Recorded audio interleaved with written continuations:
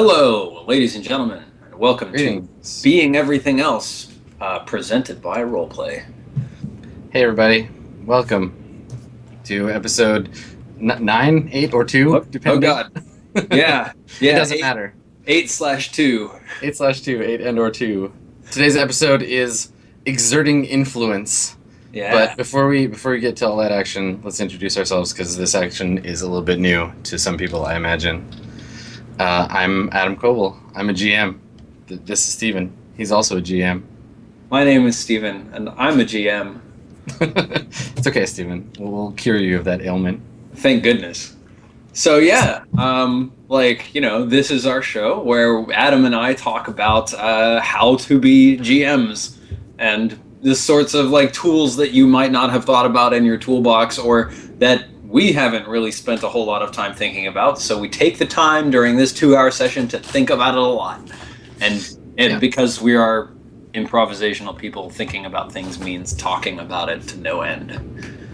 Yeah. So we're gonna take the next 2 hours to discuss a whole bunch of things about a particular topic as related to GMing. Now, we're far enough along in the show, in the series, to have most of the basic stuff behind us. So if you're looking for shows about making interesting NPCs or how to pick a game for your table, that stuff is all available in the back episodes, which you can find on YouTube. But today's episode, we're going to delve into something that I think a lot of people think about when they're playing games or choosing the game that they want to play, and that's influences, particularly genre and media influence on role-playing games. So, what do we mean by that, Steven? Gosh, everybody looks at a movie that they're watching and says, man, I really want to play a role-playing game that feels like this. Isn't that a thing that everybody does, Adam? That's totally a thing, yes. Everybody who likes role-playing games. Yeah, let's make broad blanket statements about all role players. Yeah. It's easy to watch a show or a movie like Only Lovers Left Alive and say, oh, it'd be really cool to play a role-playing game that sort of felt that same way. Let's play a game about vampires. I literally have that problem for every piece of media I have ever consumed in my entire adult life. Straight up, there's nothing that I've lost the ability to enjoy something just for what it is. And every time I read a good book or I watch a good movie or I'm reading a comic or something, I'm just like, I have to play this. What can I do to make this into a thing that I can enjoy with my friends at a table? And it's a curse. It really is. It's one step further than watching something and thinking about what it would be like in Dungeons and Dragons, and being like, oh, he just failed his dexterity roll. Yeah. This is full on cerebral entanglement where I watch stuff and I have to think about what it would be like as a game. Well, I think once you get it really into role-playing games, it becomes really easy to have an experience that feels like an experience you had when you were watching something. And then once you have that connection, once you're like, oh my god, when we were fighting that dragon, it felt just like that scene with the Balrog in Fellowship of the Ring. Have you seen that Dungeon World transcript of that Yes. that scene with the ogre? Yes. If you haven't seen it, there's a transcript of the big Lord of the Rings Fellowship cave troll Balrog scene thing. Yeah, exactly. And someone took it and just was like, okay, if this was a Dungeon World game, here's all the mechanics that would be actionable in each step. It's really well done. It's obviously not just a problem that I have. Other people have this problem too. Yeah, actually, now I don't do as much how could I get this experience at the table, but I do what was I watching just recently? It was the last movie that I watched. No Country for Old Men. I was just watching it, and 7 to 9's everywhere, man. That whole movie is 7 to 9's. I think that No Country for Old Men might actually be on the bibliography or whatever for Apocalypse World. I think it might be on the list. I think you're right. But and that, I guess that's the thing, right? Is that there's so much substrata to what we find inspiring in a piece of fiction, whether it's a movie or a game or whatever, that there's different levels of where that kind of influence can come from, right? Like you said, you can watch Only Lovers Left Alive and you can say, okay, this would be really fun to play a game. Let's play a vampire game. But I think more telling is that that's not really a movie about vampires. It's about Detroit, and it's about decay, and it's about entropy and a bunch of other stuff. So Yeah. I think part Depression, of what romance. and part of what I want to talk about today is how to look at a piece of media and skim off all the stuff on top and set it aside and figure out what the thing that you're actually watching or consuming is really about, and how to leverage that stuff, because that's really what makes it feel like it's a belongs to the genre or belongs to the piece of media that you're trying to emulate. Mhm. It's interesting because like I think you and I can both. Well, I know you can talk about that a lot with Swan Song, Yeah. because it's about a lot more than just shooting guns in a vacuum or anything like that. And to a certain extent, there's some of that goes on in the West Marches. Not with every episode, but I find actually that the episodes that I find more satisfying from a GM's perspective are the ones that aren't necessarily just the straight what you would expect from a Dungeons and Dragons game, but they come from sort of another place, and then they enter into the world of Dungeons and Dragons. Yeah, and so after the break, we're going to use our own games as like a really specific example, and we can kind of pick those apart and talk about real world examples. So we can say these are the things that inspire this game in this way. But for now, like maybe let's take a step back. So we want to talk about genre expectation and to a lesser degree media influence on games. So I mean, we can start like we often do. Do you want to define? Should we define what genre is? Oh God. Like, what do you when someone says to you like, yeah, like what genre is this? How do you usually frantically Google that definition? Do it. Well, yeah, no. Genre is a class or category of artistic endeavor having a particular form, content, technique, or the like. The genre of epic poetry. The genre of symphonic music. I that doesn't mean anything to me. The genre is a set of expectations that are common across, sort of a broad category of media, and that when I say this is a blank and I fill in the blank with the name of a genre, it brings expectations to people's minds so that we can immediately have a conversation about that thing. I think, yeah, and I think you're right, and I think that one thing that happens, and you can see this in the nerdier something is, the deeper the genre fractal goes. Yeah. Like, for example, like are Starship Troopers and Galaxy Quest, are they the same genre or not? Oh my God! Right? Like at surface value, yes. Yes. But so I mean, you see this in like heavy metal is a perfect example. As a genre, metal is one thing, but if you were to say, well, Wolves in the Throne Room is the same genre as Metallica, you are making a terrible, terrible mistake. Yeah. And so genre, in a lot of ways, I think, carries a connotation of intellectual or emotional resonance, like where you're just like, it just feels like a thing, Yeah. And that's what makes this whole situation, this trying to emulate the feeling of a thing, so hard. Because the triggers that make you feel those things, they're not the same for every person, because art is interpreted by humans, and humans have varying perspectives on stuff. Absolutely. So, if you're trying to accurately emulate a particular genre, you really have to break that stuff down. And I think that in role-playing games, genre tends to be a marketing thing. It tends to be something that people say, okay, this is X type of a game. Like if I say we're going to play a role-playing game, and you're like, what kind of game is it? Most GMs or prospective GMs will say, oh, it's a fantasy game. Yeah. Or it's a science fiction game. Right? Sword and sorcery. Yeah, which is valid, but it's, again, you're having the heavy metal problem where you aren't being necessarily specific enough because of, like, expectation is a thing. Well, I mean, even to break down, to step down from talking about fantasy as the genre and to go down to saying this is a sword and sorcery game. Like, a sword and sorcery style of genre is way different from the epic fantasy style of genre. Like, the Wheel of Time is not sword and sorcery, but it is still in the fantasy genre. So. Well, yeah, and that's the thing, right? I tell somebody and this is the thing that we learned making Dungeon World, is that Dungeons and Dragons is a genre. It's not a game. Like it's a brand. There are several Dungeons and Dragonses, of which D&D is one, but there are several. Pathfinder is a Dungeons and Dragons genre game. Yeah. Because it contains certain touchstones.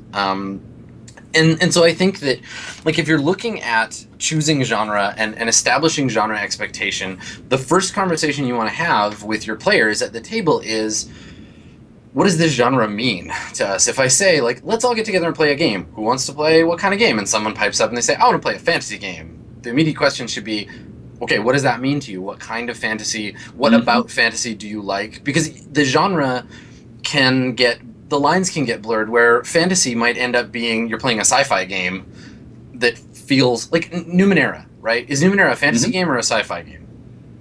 That's really hard to say. Right. It's like science fantasy, right? And that it's so you can't always assume what genre necessarily is just by looking at the art or looking at the back copy on a game. I think that a lot of in play, a lot of genre comes from a bunch of different sources. I mean, like most role-playing games, you're looking at a bunch of different pieces that go together to make the experience of the game.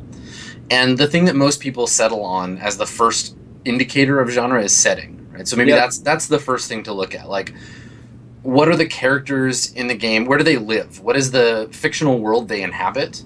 And what does that tell you about the genre of the game? And that's sort of the simplest, right? I think that's what most people stop, where they're like, okay, setting is genre, right? Mm-hmm. And, I mean, you can, and again, like games like Numenera, you run into problems where how do you express an unclear setting as the entirety of genre? And like, it makes lines unclear.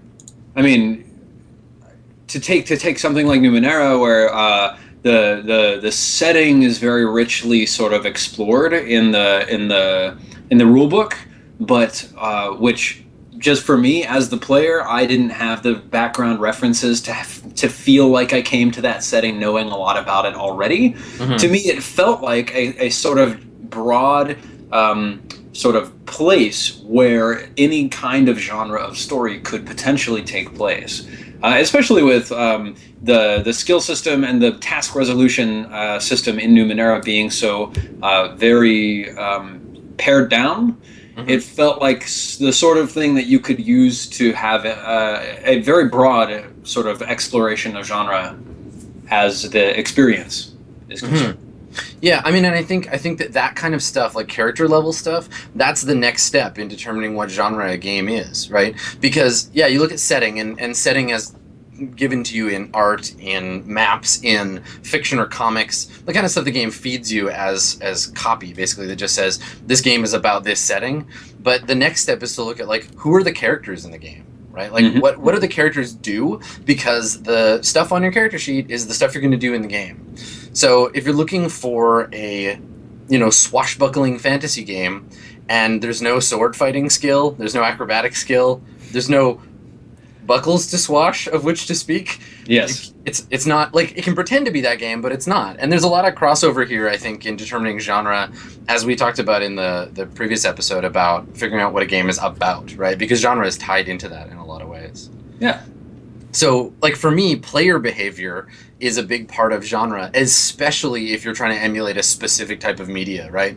Like, this is why a lot of games and I mean, obviously you've got some stuff to say about this in the video game space, but in the tabletop space, a lot of games that are licensed or belong to a particular IP, they fall flat because the characters don't do the same stuff as the characters in the movies or the TV show or the other media. Yep, I have a very specific example we can talk a lot about later. It's the perfect example because it's a really great game, but yeah. And this crosses all kinds of, like, cross media. Like, there are video games have this same problem. Tabletop games, adaptations, like comic books that get adapted into movies. You're moving across media, and you have to exert that that je ne sais quoi, right? That thing about the game or about the original media that makes it into the final product, whether that's your tabletop game or whatever. So establishing that in a role-playing game comes from what the game tells you that it's about, because that's the first thing people are going to see. It comes from what the characters are capable of doing, and that same reward structure. So what are players doing at the table, right? Like, this is why a game like D20 Star Wars is, I was going to say abhorrent, but that feels a little dramatic. But it's just so unusual to me, because I'm pretty sure that Luke and Leia and Han aren't being rewarded experience points for mowing down stormtroopers. Right. Yeah. Like I don't personally remember that. Maybe it's a deleted scene from A New Hope where Luke just goes bananas on the stormtroopers. Well, that was in like episode 3, right? Right. He was just trying to farm XP. Yeah, just running around killing. Baby Jedi are like what, 2 hit dice? No problem. Yeah, you know. So, yeah, sorry. I mean, for me, like that's the thing is that a game can be on the surface. It can present itself as being about a genre. It can be like, this game is a licensed version of this other thing you love, ergo buy it and you will feel like you are experiencing that thing in a new way. But unless the mechanics support that, unless player behavior is encouraged in that way, it's sort of a bullshit claim. And we talked about that a lot last week with our first session over on twitch.tv/itmeJP, 8 to the game. I like how there's a bunch of people that were talking about Star Wars in chat the moment that you brought it up as well, Adam. Because someone was saying that Star Wars was a sci-fi setting, and I would actually say that to me, Star Wars is very clearly a fantasy. Oh yeah, totally fantasy. And like it kind of goes beyond the setting, right? Because the setting for Star Wars is a science fiction setting. I mean, you know, it's in space. There's lasers. There's swords made out of light instead of metal. You know, that sounds science fiction to me. And then what are the characters and what do they do? Well, there's a bounty hunter and, like, you know, his alien companion and, you know, a farm boy who flies spaceships. Like, that sounds science fiction. Yes. Yeah. But maybe there's another level that sort of defines genre. And like that goes into like the question of what do the characters do, and and also, like, for me, science fiction, like hard sci-fi, quote unquote, is always much more about sort of the individual and or cultural impact of a technology that isn't currently available, and that was never really studied in Star Wars at all. Like, we never really. It's glossed over. They intentionally avoid discussing, like, the fact that the droids are free-willed slaves, essentially. Yes. Just totally ignored. Or, like, what's the impact on the Federation of Planets from there being a Death Star? Like, if that were a thing that you explored on a societal level or on a personal level to the characters. Feel more sci-fi, yeah. Right. It's interesting ways to break it down and start saying, okay, what genre are we really dealing with? Yeah, and you have less, maybe less of a problem, but more of a challenge to do that with games that aren't tied to other fiction, right? Mm-hmm. Like, Stars Without Number is a very bare bones science fiction setting, and you could very easily do, like, science fantasy with it. You could say, you know, everybody gets, like, psychic powers, or, you know, you're, like, essentially, like on a quest across the sector to do stuff. Mm-hmm. The game doesn't exert its own influence in any direction in that way, but it's the kind of thing that you want to sit down and really, like, talk to people about. And I wonder sometimes, like, and there are some games that do this better than others, and you know, we can talk a little bit about that, but I wonder if it's even possible, really, to capture the like essence of a particular piece of media, right? Like, Star Wars is always the go-to. Star Wars is the thing because it's so close to a lot of the fantasy tropes that we already have, and, you know, every nerd has seen Star Wars and has an opinion or a feeling about it. And the idea of being like the badass smuggler or the cool guy with the light sword, like, that's all very fond tropes for most people. And so I think that's where, when we talk about media influence or playing a licensed game or whatever, that's where that's just where people go. But there's lots of other ones that are a little more slippery and a little harder to pin down, right? And, like, for me, when I pick a game, whether it's actually a licensed game or not, the first thing I do is compare it to other media when I'm trying to, like, explain what it is to players, right? That's super convenient to do when you're playing a game that's not licensed. Like, for example, I played a game with the Misclicks last week and the week before, and 2 weeks ago we played a game that was ostensibly kind of set in a Conan-esque sort of primordial world, and it felt tonally very, very different from the game that we played the following week, which ended up basically being in, like, an off-brand Adventure Time world where you know, candy landscapes and things like that. Right. And actually, I mean, that was a discussion that I had with the Misclicks early on in the preparation for both of those games. Was, you know, what kind of setting do you want to be in? Like, what do you want to do? How do you want your characters to relate to the world and to each other? And that was sort of the directions that we ended up moving with our conversation.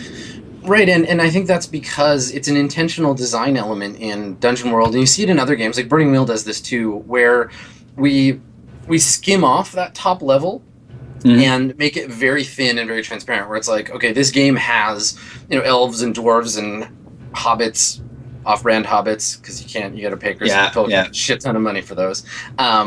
So we have this very thin layer on top that is the setting, but everything about it is built into it's built into the mechanics, right? The fantasy stuff. So you can't get away necessarily without hacking the game from having elves and clerics and fighters. Like, it's still in the D&D genre, but because setting isn't a part of the game inherently, you can pile your own setting on top of it, and you can color it in a lot of different ways. Yeah, absolutely. I mean, even just going so far as to say, like, in the game that we're playing right now, you're using all the rules for halflings, but we're calling them, dragon men, or Right. whatever. Like, you can sort of reskin Yeah. to a certain extent. So it's a really good point, because reskinning is, I think, the first thing that people think to do when they want to emulate a particular type of media, right? Like, Yeah.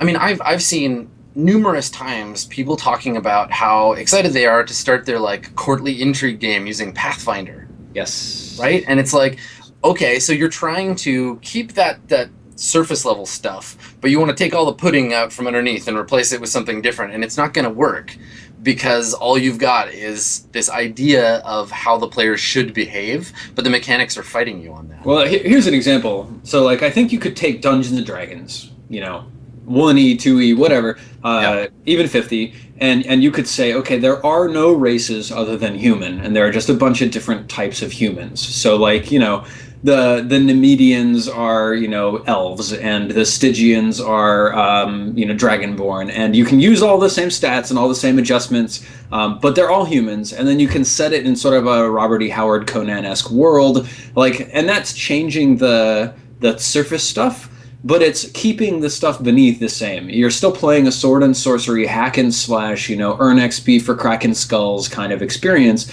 the same way that playing in the Forgotten Realms, you would have a very similar kind of experience with elves and dragonborn and tieflings. Yeah. But if you start taking a hack and slash game, you keep all of the surface stuff exactly the same. You say it's going to be a courtly intrigue game, with elves and dwarves and tieflings and gnomes and that stuff. And we're using 5th edition Dungeons and Dragons. I think the game is going to fight you a lot more on that kind of. I mean, that's not a reskinning, right? It's changing the genre expectations of the game. I think that if you change nothing about the mechanics of a game, I mean, depending on the game, but for most published games, if you change nothing about the mechanics and only reskin it, you can still only play one game with that game. Like, you can play the game that was designed to be played. Like a really good example of a game that does that slightly below surface level hacking of the mechanics is, there's a game called Astonishing Swordsmen and Sorcerers of Hyperborea. Nice. And it's a hack of Advanced Dungeons and Dragons that does exactly what you said. It does away with elves and dwarves and everything but humans, and replaces them with variant humans. So you're a Cimmerian or a Stygian or whatever, and gets rid of all the classes that don't make sense in a Conan setting, right? Like, you can't play a sorcerer because sorcerers are bad guys, and you can't play a cleric because the gods don't give magic that way. So everybody's like a fighter or a thief or a ranger or whatever. So they've modified those classes, but the game is functionally the same. You're still rewarded for the same stuff. So it's really a drift to support a genre. So, I mean, all this stuff that we've talked about so far, I think, goes back to reiterate the point that you have to be playing the right game, and not just playing the game you're comfortable with, to be able to play to genre, right? To feel like you're embracing the genre that you're trying to play in. Yeah. Well, and I think the other very important message that we're talking about here is not to confuse genre and setting, and to start looking at sort of the media that you're consuming, and really thinking about, okay, what is the fluff? What are the classes and the races and the background story of the setting? And what is the genre? And how do you slice it down?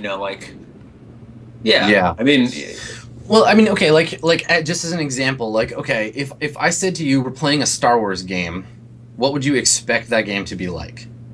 well, I'd expect to be able to run around with a sword and, do fancy acrobatics while having sword fights above lava pits, and I would not expect, as you said, I would not expect to be getting XP from mowing down stormtroopers, though I would expect to be able to.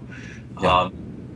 Yeah, it feels to me almost more like about making my way to dramatic set piece encounters with big bad guys and then fighting them and either convincing them to join my side, me being convinced to join their side, or killing them, or vice versa. Right. Okay. So if then I said, okay, well, we're playing Edge of the Empire, and you can't be a Jedi, And then I'd say, shit. right? So it's like the thing is too is that often games, and this is the problem with Star Wars specifically, the problem with most games, they try to be everything to a particular game or movie or whatever, where it's like, okay, so because all these things exist in the setting, you have to be able to be any of these things at any given time. Yeah. Which is why I think that Age of Rebellion and Edge of the Empire and Force and Destiny are a really solid move by Fantasy Flight to capture that idea, because they're just focusing on specific stuff where they're like, okay, this is the Han Solo game. If you don't play Han Solo, you should be playing a different game, because we're really focused on being a badass smuggler or whatever, like your scum and villainy, and that's what this game is about. Yeah. Because way too often it's just like, here's everything we kind of find in the setting, and it's your job to mash those things together in a way that makes sense or feels like right. Like, people expecting Episode 4 that end up with the Clone Wars TV series are going to get very confused, but those are both Star Wars games, right? Yeah, definitely. And this is why, again, and we talked about this a bit in the very early episodes, why it's really important to sit down with your players, or sit down with your GM if you are a player, and say, okay, what are we playing? Why have we chosen this system to play that? What are we looking to get out of it? And have that conversation. What is Star Wars? What is cyberpunk? What is high fantasy? How does the game support us? And have that discussion. Because I think that way too often what you end up having is the GM decides the game you're playing and just brings it to the table sight unseen and is like, okay, well, we're playing Star Wars. Everybody got characters? Okay, Star Wars. You ready to play Star Wars? Yeah, exactly. You're on a spaceship. There's some Star Wars, and it's happening. And then you end up with 3 Jedi and a droid and someone who's a smuggler, and you're like, oh, well, there's no Jedi. We're playing in a different setting. I didn't tell you. Yep, yeah. Someone in chat made an interesting comment. WJ Wilkes says, this discussion is entirely subjective. I think there is no answer here. Well, I'm insulted. We are in here to give answers. That's what we know. No. Objectivity, that's the thing. If you stay till the end, you won't have any more questions. The correctness. Yeah. No, there's only one way to GM, and if you stick around, you will learn it. Yeah, exactly. And if you don't, well, you'll just never learn the secret. We're being sarcastic assholes because you're right. Sarcastic. You're right, WJ Wilkes. It's very subjective, and there is no right answer. I mean, I think there are certain things that you can. Certain elements of the discussion, I think, with experience in playing, I have come to this viewpoint as a result of feeling and experiencing those things. So, needing the game to help you discover the genre and not just being able to paste your genre on top of a system, of whatever system, I think that is true. But as far as, what is genre? Where does it come from? How do you build it? Oh, that's all completely subjective. Absolutely. Well, yeah, and that's not talk about. Yeah, I mean, that's not what we're here. We're not here to give, in this episode specifically, we're not here to give hard advice on how to play certain genres correctly. I mean, we're just saying these are some things to consider when going into playing a game, because so often people use culture as a touchstone, whether they're doing it directly by saying we're going to play Star Wars game, or indirectly by saying, I've got this idea for a D&D game, but it has technology, and we can go to different planets instead of different kingdoms, and instead of Dragonborn, we have robots, and it's high fantasy, but it's also magic, and we're trying to help dissemble a little bit about what genre is and how you can kind of get at it in terms of what a role-playing game will let you do. Well, I mean, I think that's actually a really great way to break it down, way to slice it. Planescape and Eberron and Forgotten Realms are all the same genre. Yeah, they're all D&D. You've got one where there's trains and robots and flying between planets, and you've got one that's Elminster and Drisdord, and you've got one that's crazy forces of law, chaos, and elements all tearing each other apart. Yeah, I mean, that's the weird thing is that, again, like a lot of games are gonna lie to you and pretend that there's something that they're not. Like if you buy, like there's a distinct kind of like using Eberron as an example. There's a distinct Indiana Jonesiness to Eberron, right? Where you're like Mm. a lot of the material kind of hints towards like your explorers and you're like there's a lot of like stuff going on in the setting where you can like uncover mysterious artifacts and like there's some of that scholarliness sort of to the adventurers, but the game doesn't mechanize that in any way, so it's still just Yeah. Dungeons and Dragons. Like it's Yeah. the same game. Um, so I don't know. Like let's talk a little bit about why. Like I mean, people are gonna do this, but let's talk a little bit about the advantages or disadvantages to like playing a game set in an already established canon. Like why would you play a Lord of the Rings game? Why would you play that? Like any of the Lord of the Rings game or any of the Star Wars games, why would you play Pendragon instead of just playing a game you're already familiar with? Instead of like, why would you do that way? What are the advantages of genre play? Do you mean why would I play Pendragon instead of playing Arthurian Knights in 5th edition Dungeons and Dragons? Yeah, for or like Fate, like some game that would let you bend itself towards that.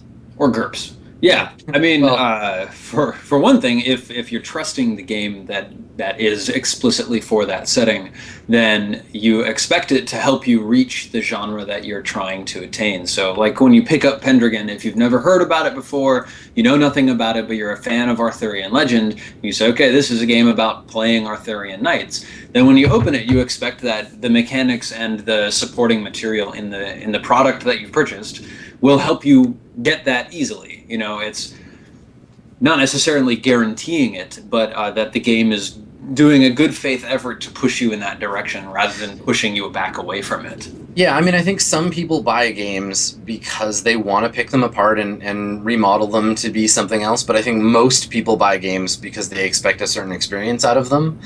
And a lot of games have a hard time with this. Like the Song of Ice and Fire RPG. Mm. The beginning part where you like build your house and you roll on these random tables and you're like, oh, cool, we're like in the setting. It fits your character's house into the setting. That part's great, but everything after that is garbage. Like Ah, everything after that is just like, well, now I have to roll 26d10 to find out what my sword mastery skill is, and it's not like intrigue and any of that. It doesn't feel like Song of Ice and Fire. So mm. I think yes, the advantage is if we're looking at it in a sort of perfect world situation where all game designers are equally awesome at translating material as the people who made Pendragon, then yes, that is the advantage primarily. I think you're right. Like you're playing a game that comes pre-built to do a thing that you want. You don't have to do too much work to make it do that. Yeah. And I mean, I think primarily the reason you would do that, the reason why you'd go looking for a genre game rather than make up your own, would be that ostensibly you have a really solid footing for you and your players to start on, right? Like Yeah. if you tell me we're playing Arthurian Knights, I got a pretty good idea what that's gonna feel like, and I can tell you right away, like, yep, into it, or nope, not my thing. Yeah, You know? absolutely. I mean, yeah, just being able to say, I mean, even when you're picking up, generic fantasy game number 27, are you playing Conan or are you playing Adventure Time? Yeah. Like, that's something very easy for your players to hook onto and go, oh, huh, yeah, you're right. Those are really different. Which of those am I more into? Am I more into a world where people, like, get stabbed in the thigh and then slowly bleed out over a couple of days? Like, is that cool? Yeah. Or no, that sucks. I want to play like, with candy swords and, punching people in the face and having my hand get stuck in their head or something like that. Like, Yeah, and theoretically, that shared understanding, if we're going to say this is the game that we are playing, then you'll know all of that stuff already. Because if it's a thing that does happen or could conceivably happen in the show or movie you're referencing, or the work of art or literature, whatever, then that's what you can expect to experience in play. Now, I think it's actually worth mentioning also when you're taking sort of a more generic system, or you're taking a system that everybody's familiar with, like you're saying, okay, we're going to play Dungeons and Dragons, but we're going to play, we're going to try to get a House of Cards feeling experience from Dungeons and Dragons, and here are some house rules that I'm introducing to try and get at that. right. That, to me, that sounds kind of terrifying. But if you say that to your 4 or 5 players, and they all say, "Yeah, I want to play House of Cards, and I want to play it with Dungeons and Dragons," surprisingly enough, I think actually when everybody at the table knows the genre and has similar expectations for what they're going to be doing and how they're going to be acting, like the system, it's possible to have that kind of experience despite the system.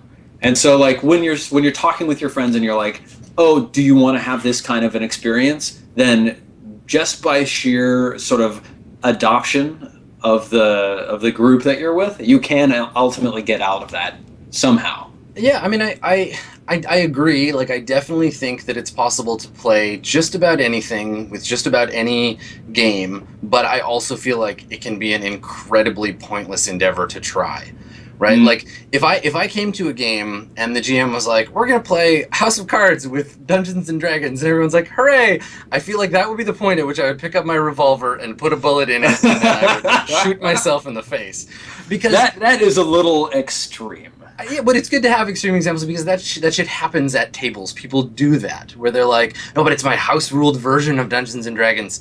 So like Kevin Spacey, right? But it just like it's not. There's some games that it's just not worth bending so far. Yeah. And so for me, I think that like even within a game where everyone's bought in and they have a pretty solid understanding of the media, you can run into problems if the game doesn't enforce particular behavior. Because whose job is it to call bullshit when you're playing Star Wars and the guy playing the Jedi is interrogating like a potential like Sith agent, and they're like, "You know what? I rip his arm off." Yeah. I pull his arm off, Yep. and I punch him in the face with it. And you're like, well, actually, that wouldn't happen in Star Wars. Like, how do you walk that line as a group between genre expectation, like this is the shit that does or doesn't happen in Star Wars, and players being players and trying to solve problems with whatever tools they have at hand, which is in some case cutting people's arms off with lightsabers. I mean, you're asking how to get your players to act in line with the expectations of the genre? Well, and that's the question, right? Like, I think that every GM that's ever run, particularly like a licensed game, or even a game where you've had that conversation to be like, this is the genre we're in, right? We're gritty, hard sci-fi, and someone immediately tries to invent an FTL engine. It's like, right. How do you guide your players to behave the way the genre wants them to? Really, you're trying to get them to behave the way you want them to, but we'll pretend it's the genre doing the work. Yeah. What do you do, right? I think it's really hard, actually. Like, everybody's going to come with their own expectations, and then also the game is going to push them in certain ways. So like if you have a stat to roll for pulling off somebody's arm in your Star Wars setting game, right. Like people are going to use that. They're going to say, what are the tools I have for this situation? Well, I could roll on my skill for pulling off arms. Okay, I do that. Right. And like it's really challenging to be a DM or GM and see that and know how jarring it is, and then like it feels really crappy not to give them the advantage of what the system allows and what their right. character is capable of doing. And that's why you don't play House of Cards with D&D, because yep. Otherwise, all the policing has to happen at the social level. Yes. I mean, I've seen games where they've used a modified X card mechanic. We've talked about the X card before mm-hmm. as a way to gate certain types of content that would be like emotionally traumatizing to players. But you can use it, not necessarily that specific mechanic, but a way to yellow flag or red flag like a game of sports ball kinds of behavior, right? Like if someone is starting to veer out of genre, you can tap the yellow card and be like, well, hold on, can we talk about this? Like, I'm pretty sure that in Star Wars these things might not happen, and you're kind of breaking genre. Yeah. And that can be available to everyone at the table. And that's a thing that I've seen used before in games, and to some good effect, but you do end up doing a lot more like meta discussion about what's happening. It's a lot harder to invest in your character when you're trying to play to genre necessarily. Like it can be a fun challenge, but it can also be a totally derailing experience to get into these debates of like, no way, no one would ever do that in Star Wars. There's no way, like that's crazy. And then people citing references and like, I can totally see that getting interesting, sometimes where it's like, okay, we are going to play, we're going to play Lord of the Rings in Dungeons and Dragons. And quite frankly, when you break it down, Dungeons and Dragons as a game system, I think it has challenges in supporting the Lord of the Rings style of experience from the Oh yeah, books. Like from the books, totally. Lord of the Rings feel very different from a Dungeons and Dragons game. But you Totally. could sort of do it, and it's close enough. It's not like House of Cards and Dungeons and Dragons. It's Right. close enough where you could all sort of say, okay, we're in I mean, Mirkwood and Lothlorien, and I we're might be trekking. misremembering Lord of the Rings, but I'm pretty sure at the beginning, like Sam and Merry and Pippin and Frodo all go out from the Shire, and then they run into a ring wraith and they just get fucking killed, and they all die, and then Yeah. we start Yeah. over with new characters somewhere Yes. else, and then they Gandalf and Galadriel and yeah, and then they get killed by the Balrog, and then we have to start over with Boromir, and yeah, exactly. like yeah, genre comes from so people talk about role playing games a lot in that like they talk about the story of a game, the ongoing narrative of the game has to adhere in some way or another to the tropes of the genre. And if you've got a bunch of diehard fans, like I played at Gen Con last year, I played a playtest of the Torchbearer hack that is like Aliens, like the Colonial Ooh, Marines hack, and yeah. it's like it's a combination of the game was nearly perfect because Torchbearer and Aliens are pretty close, like in terms of like Aliens is a little dungeon crawly, and they worked well. The hack was good, the mechanics were good to support that, and everyone at the table was like super gung ho about Aliens. We'd all seen it a million times, and we're like, yes, we are ready to just We are trope the playing shit out of this. aliens, yeah. Yeah, and it was fun, but it did really feel a lot like, and I think this is the opposite degree. This is the too much adherence thing where it really felt like we were just recreating Aliens. Hmm. Like it was the community theater presents Aliens, Yes. the improv, right? Yeah. Like so I think that yes, the advantage of genre play is that yeah, you've got that shared understanding of a universe and of behavior if you can enforce it either through the mechanics of play or at the table by GM or player behavior. But also you can be too specific about stuff. You can adhere too hard, and you can not really have fun because you're just like, okay, what makes the most sense, not what would be the most fun to do now, or whatever drives you as a role player. Yeah, well, I mean, it's easy to you. I mean, even on the GM side, right? We've all done this. It's easy to be running a game, and they go into a cavern, and like maybe the shape of the cavern is like a giant mouth, and they're walking through like big piles of gold, and there's a ruby on a pedestal, and you grab it, and then everything starts melting into lava. Okay, yeah, we all know where this is going, and even if you just sort of twist that, right? Okay, you're exploring through an ancient ruin, and there's like a golden idol sitting on a pedestal, and you take it, and all of a sudden boulders start rolling after you. These things that you pull from genre. Sort of bits and pieces. It's really easy to use them as touchstones and have everybody understand what's going on, but you can also slip very easily into, okay, well, we're just recreating exactly the situations you've seen before. That's fun every once in a while, but we also want to transcend those sorts of things. We want to make things that fit, but that are new. Yeah, and I think that this is the question of like, and we'll get more into this maybe when we talk about influence rather than genre adherence, but like the influence of certain things in play, both as how you GM and what you're building and the kinds of characters you use. Like I think that's a fairly common thing. Like you can trace just about every like NPC or location or name of a vehicle or whatever in Swansong to some other thing. Like I'm deep down the pop culture cesspool on that one. Like it's just a thing that happens, and rather than pulling stuff wholesale, being like, yeah, you see a ship, it's called the Century Hawk, and there's a big hairy dude and his shorter kind of asshole money grubbing friend, and like you can be too obvious about it, but I think you can still pull elements from various things to inspire you. It's just a question of applying them subtly or applying them in an unexpected way, and giving yourself room to improvise around that. Like if you got an NPC you're basing on Wolverine, don't Wolverine them too hard, but use it as a blurry guideline rather than a direct, like this person has to behave these ways. Don't go what would Wolverine do. Just think about the things about the character that you find appealing and how you would apply them to your game, right? Yeah, absolutely. Like I think for me, like when I feel the best about the sort of creativity that I'm putting into a game, it's because I have really clear references and really clear inspirations, and I take them in, and then I let them sit in my brain for a little while, and then it's like there's like cooking time, right?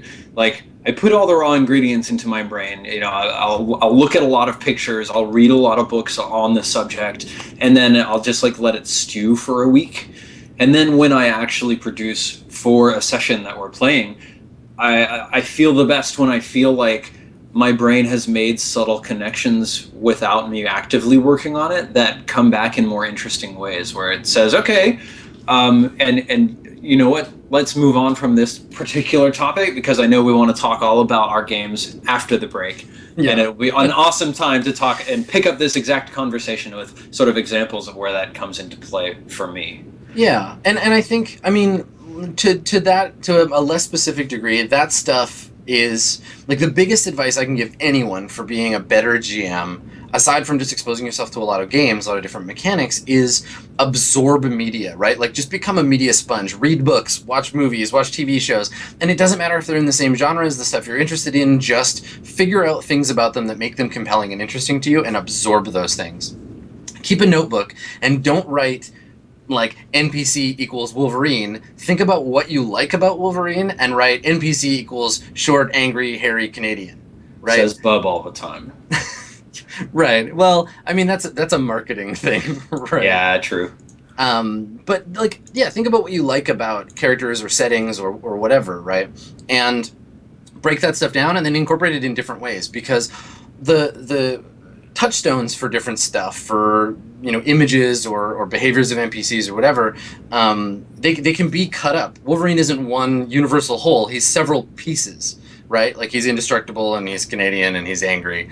And you could have those things combined with other bits and pieces of characters or whatever to make new things, right? Creating that pastiche. Yeah, absolutely. And you're going to do it. You're going to do it anyway. Whether you're doing it on purpose or not is up to you.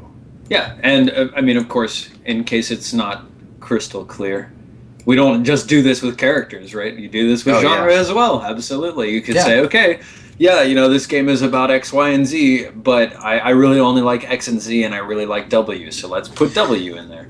Well, like, look at Star Wars, right? Like, not even at a role-playing game level, the movie Star Wars is just George Lucas being like, I like space stuff, I like Harrison Ford, he was good, I'm going to put him in this, and I really like samurai movies, so I'm just going to rip off like Hidden Fortress really hard, and The Hero's Journey. Yeah, and I like Joseph Campbell. So like all media already is a pastiche of everything else, right? Like you're not doing anything new by picking and choosing stuff. The things you're picking and choosing from are already that anyway. So really the ability to remix and change up the media that you absorb and then output it in a new way is like basically the best skill for the GM in terms of moment to moment, like building a world out of the stuff that's in your head. Right? A lot of people think that being a GM is having unlimited creative capacity to just like make shit up all the time and like 1,000-page setting documents, and like all that is total bullshit. It's just the ability to see things in the world around you and reinterpret them for another media, right? And it doesn't even have to be fictional stuff. Like NPCs in games, most of my NPCs are people I know, or halfway people I know and halfway fictional people, right? Adam, for whatever reason, this entire conversation is just making me think about Warhammer 40K. Yeah. And how actually there's two genres in Warhammer 40K. There's fantasy and there's sci-fi. And you can either spend your time playing Warhammer 40K and engaging with it on the I am a space marine who likes to blow stuff up, or whatever. I'm a whatever who likes to blow stuff up, and that's more on the fantasy side of things. Or you can start looking at like the effect that society has when it's like in this sort of hyper controlled, totalitarian government. You can explore the ramifications on the investigator as they begin realizing that all of the shit that the Imperium of Man hates, all of that shit is the shit that they do. So like they hate the mutant. They produce mutants who protect, the Imperium. They hate, the heretic. They have an entire cult of priests who worship the Emperor as a god. There's dichotomies that you can play with so powerfully. Yeah, and it's true that I think that this goes back to the conversation we were having earlier about establishing that, because if you just say we're going to play a Warhammer game, you're going to end up with players who think that you're playing like rah bro Marines blowing everything up. This is going to be sweet, and then you're going to have two players who are like, let's Eisenhorn this shit, Yep. and let's like explore the seedy underbelly of like religious totalitarianism and like what's space fascism like in 30,000 years. But it's like nobody. If you don't have that conversation, everyone's going to have a really bad time. Yeah. Um, Or like some people will start getting really excited. Like people don't necessarily go into it knowing, right? Like when I first started playing Dark Heresy, I said to the guys, "Why do you want to play Warhammer 40,000 Dark Heresy?" Yeah. And they said, "Well, we like Warhammer 40,000. We want to play in that universe." And like I didn't even necessarily really think about this when I was starting out, and I was a very young and naive and inexperienced GM way back then. like a year ago. Terrified to kill a single player. Yes. And like all of a sudden we would start getting into stuff, and just every once in a while my spidey senses would tingle, and I'd be like, yeah, that's the stuff. That's what we should be playing about. And not everybody is into all of the same things, so you'll have players who jump onto certain parts of the experience that you're offering that they may not even have realized why. Yeah, absolutely. And that like that's the trick when you're trying to adhere to a genre, you're trying to play a type of game, whether it's a Star Wars game or it's a space fantasy game or whatever, depending on how narrow you want to be about genre. Deviation becomes so much harder, right? Like in Mirror Shades, the beginning, like even 6 episodes in, the game started very much as like it's going to be like, more like an 80s action movie, and everybody's very like, hard and like cool and tough. And it's very quickly, because of the way that the players have been behaving and because of the way the game is going, it's like almost half that and half like future-y dating sim, right? Where like we've come to care almost as much about which party members like which party members in what way more than we care about like the mission or like the serious parts of the setting. That's awesome. Being able to deviate within that genre stuff, I think, is a huge skill to have as a GM and to impart to your players, right? If everybody's willing to kind of go with the flow, you're going to have people butting heads sometimes. You're going to say, like, someone's going to be like, I'm tired of all this relationship horseshit. Can I just shoot my rocket gun? But you can drift the game around within that space, and it doesn't have to always be about the same stuff. The advantage that a movie director has is that they only need to tell a story in 2 hours, but you've potentially got hundreds of hours ahead of you to explore this fictional space, and you don't always have to do it the same way. But a disadvantage, again, of genre play is that you have to adhere to those tropes, or it'll start to feel like weird or not quite right. And you can do that, but you got to have buy-in first, right? You would like you'd be super remiss to tell your players like, okay, we're gonna do the like Space Marines blowing shit up thing, and then make your game about like, what does it feel like when you blow everything up? Are you a sad Marine now? Yeah. Let's talk about your space feelings, right? Because the people who bought in for having 3 hearts and a bolt gun, they're gonna be like, fuck you, Steven. I don't want to talk about feelings. I want to shoot things. It feels good, brother. Yeah, exactly. It feels like canned dialogue. Now I do this all day. Yeah. Welcome, brothers. Yeah. So like, there's a couple of other things that we wanted to make sure we touched on as far as like what are the pitfalls you can easily slip into when you have that genre expectation. And like one of the ones that I've been thinking about recently because of the West Marches is like in fantasy books and in fantasy experiences, like fantasy role-playing games, whatever.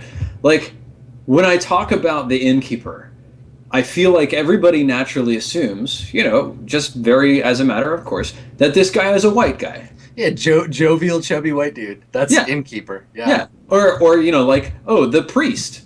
Also a white guy. Yeah. Like, the barbarian that leapt out of you in the woods and is now threatening you to pull your purse strings off or whatever. Probably white. Yeah, probably a big, tough white guy. Yeah. Right. So, like, it's easy to, like, absorb yourself into a genre expectation and then, like, adopt certain things from that maybe you would rather either intentionally think about or intentionally challenge. So, like, you're probably going to start seeing me talk about the skin color of people in the West Marches because I actually, just from a philosophical perspective, I think representation in games matters, and I think it's important not to just sort of like just whitewash, right? Because it's easy to wave your hand and say, well, it doesn't really matter what people look like. They I look think normal. I think too that with genre play, like adherence to genre, people attach their immersion to weird things sometimes. I mean, Hmm. it depends on your players and depends on how you've been exposed to media, but people will attach themselves to like there are no black people in Lord of the Rings Right, well, I mean, there's like evil black people, but right. they're There are for the fighting. black men. Right, yeah. Yeah, yeah. So if someone is like, yeah, I want to be like I want to be like a Numenorian, but I'm like, ebon skinned, right? There Hmm. are going to be players who are like, well actually, the Numenorians were snowy of skin, so you're ruining my immersion, right? Or like, I don't know, fuck it. Someone wants to be like a woman in Lord of the Rings. Like, yeah, my character's DJ Wheat. I'm sorry, you have to play a man because this is Lord of the Yes, yeah, Rings. yeah. Um, these things are built in, and knowing like what is part of the genre in a positive like contributory way and what's just there because that's the problematic nature of media, yeah, it can be really challenging, and Well, it's like, and like we talked about the Legend of the Five Rings a couple yeah, times, yeah, yeah. and like what was it? You said there was a game that played really well with representation of Asian cultures. I forget what it was. Do you remember? Not off the top of my head, no. Dang, I feel like we were talking about this forever ago. Yeah, But for like Legend of the Five Rings, kind of doesn't. It's kind of just a pastiche of all Asian cultures, Korean and Chinese and yeah, yeah, Japanese, and like yeah. You're like a they're samurai, but generically Oriental, yeah, right? Oriental adventures. right. Um, and when you're really breaking down genre and setting and being faithful to the source material, like a role playing game about the Seven Samurai or whatever. Like if you're being faithful to the source material and faithful to the Japanese culture, you will get a very interesting and powerful, or you won't get a very interesting. You'll get a more interesting and more powerful experience out of that for the faithfulness to that. So it's easy to sort of take your genre expectations and distill them too muddily. Yeah, and Maybe. I think that one of the things that we forget when we're looking at genre adherence is that PCs by nature are special, and if somebody in your Lord of the Rings game wants to be a female dwarf, embrace that shit. Be like, yeah, cool, totally. Or like if somebody you're playing a post Jedi Scourge, like all the Jedi are dead game of Star Wars, and someone's like, I would like to be a Jedi. Don't be like, no, fuck you, there are no Jedi. Be like, yeah, because I don't know, that's what Star Wars was about, Yeah. right? Yeah. Like PCs are unique, and allow them to be unique, and show them bend that expectation a little bit, because a lot of the time, and this is how you get away from that, like we're just replaying Aliens, like explore things that might not have been seen on screen in those games, and do it in a way that expands your experience on it. I think again, like this is all a really tricky topic because people's immersion is going to come up against their sense of playing a role-playing game and being able to do whatever they want. And so having these conversations beforehand and learning what is and isn't important to your understanding of the genre or of the type of game you're playing as a group is super important. Yep. Yep. I mean, yeah. It from the GM's perspective, it will also only help you zone into what your players find interesting. Like let's say you're running Dark Heresy and you're like, why do you guys want to play Warhammer 40,000? Is it because you want to blow shit up, or is it because you want to find out more about the horrors of the Imperium of Man? And then, like, depending on what your players answer, you can deliver them the kind of experience that they're immediately just going to hook onto a lot more, and you're all going to have more fun when everybody's really engaged. Yeah, yeah, absolutely. And it's like, honestly, like adherence to genre as a means to immerse yourself in a game is important, but it's not the most important thing. The most important thing is that you create safe space for your players in which to engage the game in a way that ends up being fun and is worth it for everybody. You know, like it's problematic if you're using genre expectation as an enforcement tool and not as a way to inspire player behavior and, you know, make a game fun. Mm-hmm. Well, I think we've talked a lot about like what is genre, what is setting, what can it be good for and bad for, and you know where can you get sort of ideas from in a very general and overall sort of way. Why don't we take a quick break for 5 minutes here, and then when we come back, we'll talk about like how to pick apart genre and present it to your players in an accessible way, and then also we'll like to talk very specifically about the games that we're running right now, our kinds of influences for them, and how we distill that into you know what we do here on JP's channel for roleplay. Sounds like a good idea to me. Awesome. So we'll be back in 5 minutes, guys. Don't go anywhere.